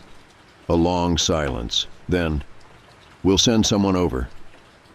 This time I wasn't waiting inside. I stood on the curb, watching as 2 different officers arrived. They were younger, skeptical, but I showed them the article. I told them I heard movement at night, that things weren't where I left them. The taller officer sighed. "All right, we'll take a look." The search took longer this time. They knocked against the walls, listening for anything hollow. Checked inside every vent, every crawl space. One of them pulled down the attic ladder and climbed up, sweeping his flashlight into the darkness. I stood in the hallway, heart pounding. Then, "Jesus Christ," the officer's voice echoed down from above. I gripped the railing. "What? What is it?" A pause. Then, his voice lower, "You might want to see this." I climbed up, my stomach twisting. The attic was dark, dust swirling in the beam of the flashlight. The officer stood in the corner, pointing at something. A mattress, old filthy, covered in flattened blankets, a few empty water bottles, food wrappers, and a notebook. I picked it up, my hands clammy as I flipped through the pages. Most of it was nonsense. Scribbled words, strange symbols. But then, on one of the last pages, I saw something that made my blood run cold. He doesn't know I watch him sleep. I dropped the notebook like it burned me. My skin crawled. Whoever had been staying here had been watching me. The officer muttered a curse under his breath. "We'll dust for prints, check security cams in the area. But if this guy's been living here, he's long gone now." I barely heard him, because something was scratching at the back of my brain, something I hadn't let myself consider until now. What if he wasn't just living here? What if he never actually left? The police left after taking photos and dusting for prints. They told me they'd keep an eye on things, but I could tell they weren't convinced this guy would come back. I wasn't so sure. I sat on the couch staring at the front door, every nerve in my body on edge. The notebook was still on the kitchen counter, its pages filled with erratic scribbles. I hadn't touched it since I dropped it, but one sentence kept repeating in my head. He doesn't know I watch him sleep. How many nights had I been completely unaware? How many times had I woken up, stretched, yawned, without realizing someone was inches away, just out of sight? I shivered. It was over now. The police had been through every inch of the house. They found his hideout. He was gone. I was safe. I kept telling myself that. But deep down I didn't believe it. That night I set up my phone to record while I slept. I needed proof. Needed to know if I was just being paranoid or if something was still wrong. I placed it on my nightstand, camera facing my bed, and hit record. Then I wedged a chair under the door handle again, double-checked every lock, and crawled under the blankets. For the first time in days, I fell into an exhausted sleep. When I woke up, the first thing I did was check my phone. My stomach tightened as I opened the video. For the first few hours, nothing happened. Just me, shifting slightly in my sleep. The room was dimly lit by the glow of the street lamp outside, shadows stretching along the walls. Then at 3:47 a.m. I saw it. The closet door. Slowly, silently, it crept open. An inch. Then another. I bolted upright, heart hammering in my chest. My hands shook as I scrubbed back through the footage, staring at the screen in horror. The door had been closed when I went to sleep, I was sure of it. But now, it was open. Wide open. I hadn't imagined it. He was still here.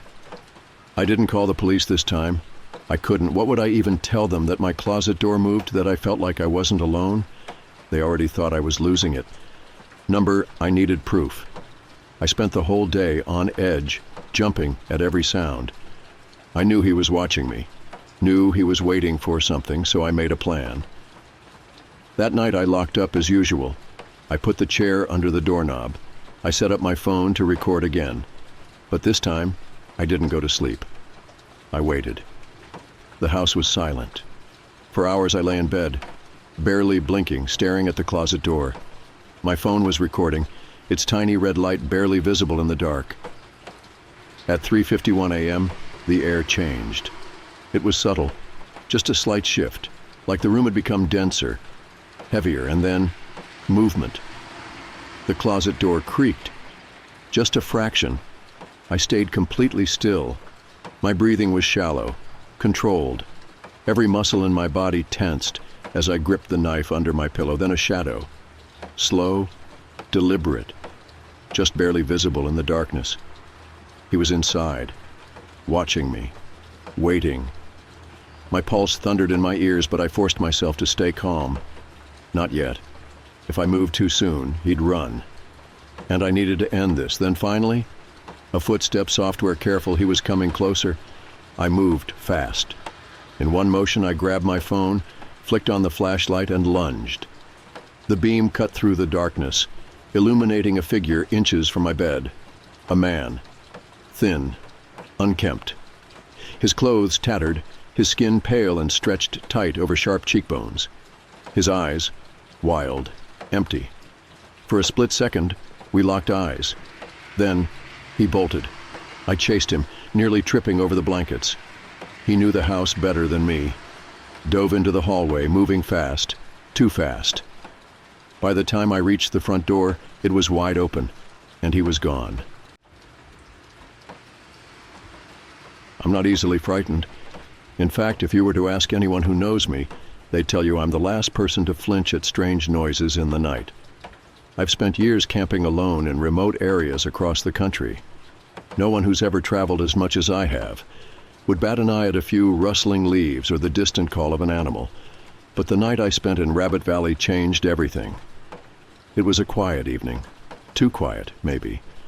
I'd been driving for hours, crossing the border between Colorado and Utah, and I needed to rest. I wasn't looking for anything fancy, just a place far enough from the highway to sleep without the hum of cars or the glare of streetlights. Rabbit Valley seemed like the perfect spot.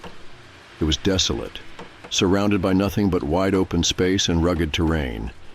I'd heard about it from other campers as a peaceful, remote site, ideal for solitude. So, I parked my truck at one of the isolated campsites, which were at least 15 to 20 miles from the nearest road. There was only one other rig in the area, and they were far off in the distance. I didn't mind. It was peaceful. It was quiet. I set up my teepee-style tent, a new purchase off of Amazon. Nothing fancy, but enough to keep me sheltered from the elements. The air was cold, crisp, and still, just the way I liked it. As the sun dipped below the horizon, I got settled in, ready to drift off. I fell asleep quickly, lulled by the serene quiet, but it didn't last long. I woke to an odd sound, something faint but persistent. It started out as a scraping noise, almost like someone dragging their fingers across the nylon of my tent. At first, I thought it was just the wind, but then it came again, a light, deliberate sound, like someone was walking around my tent, running their fingers along the edges of the fabric. Slowly, methodically, back and forth, I lay perfectly still, holding my breath. I couldn't see anything outside my tent. There were no animals, nothing that could explain it. My heart began to race. It was as if someone was walking in a slow circle around my tent, deliberately making sure I could hear every scrape of their fingers. The sound was eerily rhythmic, like they had all the time in the world. Minutes dragged on. Maybe it was only 5 minutes. Maybe it was 15. It felt like an eternity. I tried to steady my breath to remain calm, but I couldn't shake the feeling that I was being watched. The scraping continued, and then, just as suddenly as it had started, it stopped. I waited, my mind racing. Every inch of me screamed to act, to do something, but I didn't. I stayed there silent, listening. I wanted to convince myself it was nothing, some animal brushing up against the tent, but something inside me knew better. Another 15 minutes passed. The silence now felt suffocating. Then, without warning, it happened. My tent, the one I'd just pitched with such care, suddenly caved in. The center pole collapsed, and the entire structure folded inward, trapping me inside. I had a brief moment of disorientation, and I realized the only thing holding the tent at an angle was a small support beam that had somehow managed to stay intact. My heart was hammering in my chest as I ripped open the zipper of my tent. I didn't think, I just acted. I bolted out of the tent and ran for my truck. I crawled into the bed, locked the topper from the inside, and grabbed my firearm.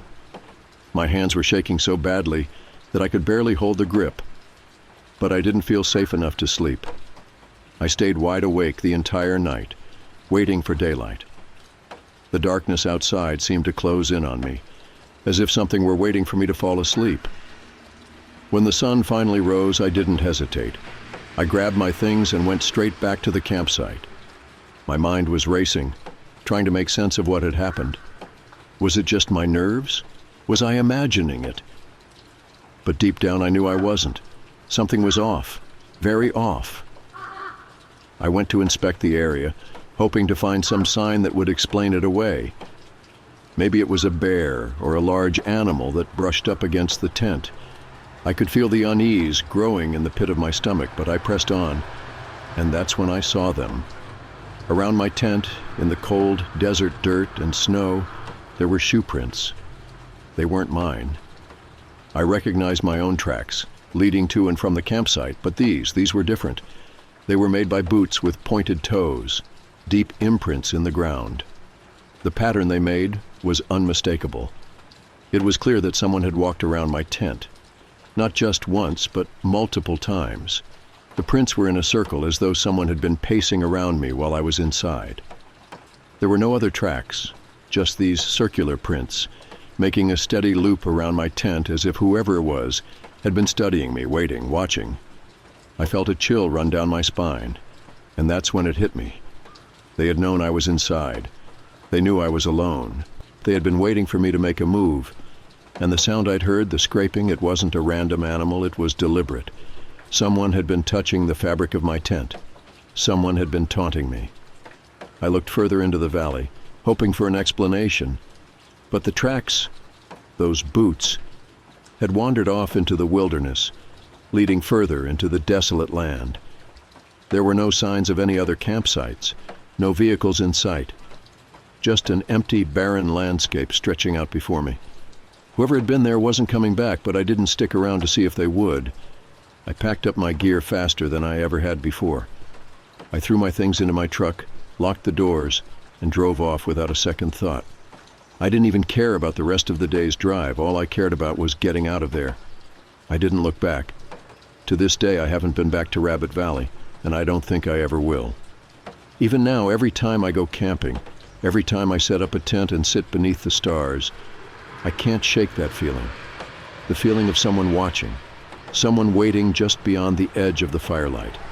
And every time the wind picks up and I hear a scrape on the side of my tent, I remember those boot prints. I remember the circle they made around me. I remember the eerie silence of that night. I don't know who or what was out there in the valley. I don't know if they were real or if it was all in my head. But I do know this. I'll never forget the sound of someone scraping their fingers across the side of my tent. I don't scare easily, never have. Growing up in a rough neighborhood and working in high-stress environments has made me thick-skinned and level-headed. I'm the kind of person who hears a strange noise at night and assumes it's the wind, or a raccoon, at worst. Monsters don't exist, and ghost stories are just that, stories. At least that's what I've always told myself. But I can't explain what happened to me that night. I had heard of skinwalkers before. The name alone is enough to send shivers down your spine. According to legend, they're shapeshifters, beings that can take on the form of animals or even humans. Some say they're witches cursed by dark rituals. Others say they're ancient spirits, feeding on fear. They mimic voices calling for help in tones that sound human but lack emotion, luring unsuspecting victims closer. I always brushed it off as folklore, just stories told to scare people from venturing too far into the wilderness. I never gave it much thought until I found myself in a situation that made me wonder if those stories were more than just tales. Life had been weighing on me. Work had become a relentless grind.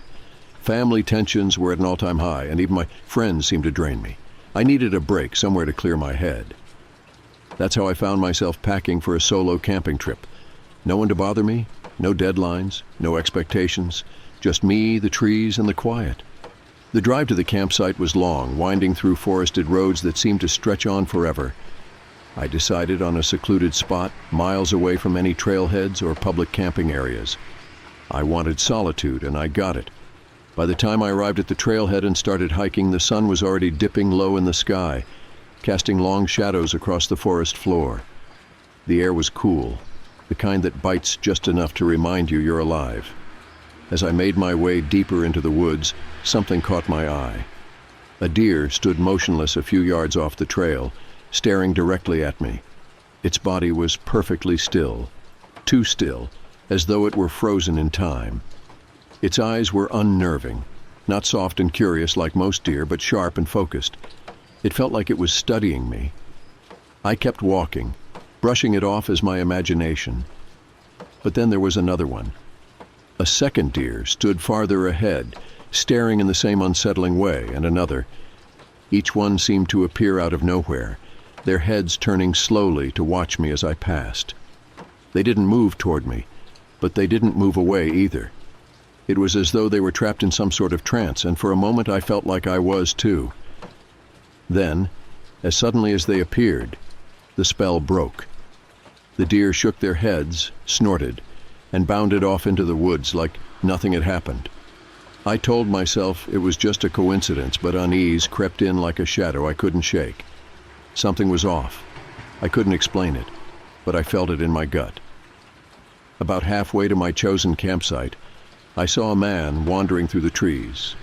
He was swaying slightly, his movements uneven, like he might be drunk. He wore a faded flannel shirt and jeans, and his head was down, his face obscured. I thought about saying something, a quick, "Hey, you good?" But something stopped me. Maybe it was the way he moved, slow and erratic, like he wasn't fully aware of his surroundings. Or maybe it was the strange sensation that washed over me, a feeling like I shouldn't draw attention to myself. He didn't seem to notice me, and I passed him without incident. I told myself he was just a guy enjoying the woods in his own way. But deep down, I knew better. By the time I reached my campsite, the sun had almost set.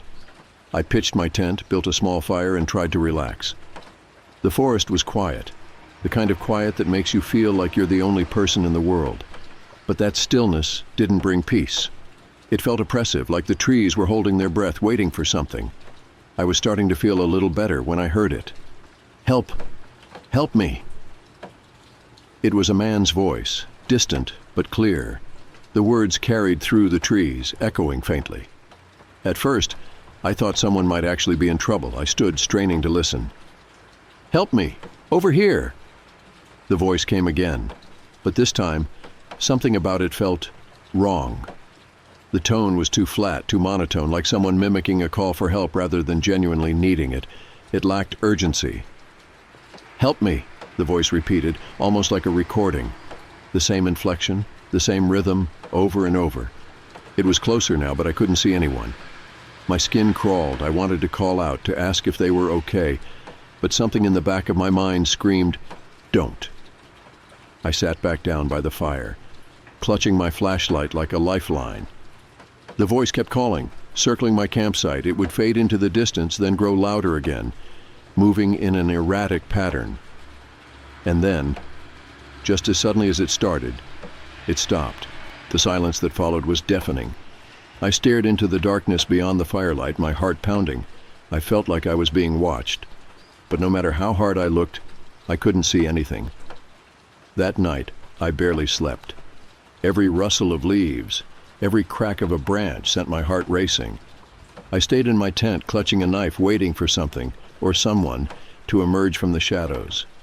When dawn finally broke, I didn't waste a second. I packed up my gear as quickly as I could and started back toward my truck. As I passed the spot where I'd seen the man the day before, I noticed something on the ground. Footprints. But they weren't normal footprints. They were barefoot, long and narrow, with claw-like impressions at the tips of the toes. They led off the trail and disappeared into the dense woods. I didn't stick around to investigate. I made it back to my truck, locked the doors, and drove until I was miles away from that forest. To this day, I still don't know who or what I encountered out there. Was it just a drunken man lost in the woods, or something far darker? A skinwalker, perhaps, lurking in the shadows, waiting to strike. I'll never be sure.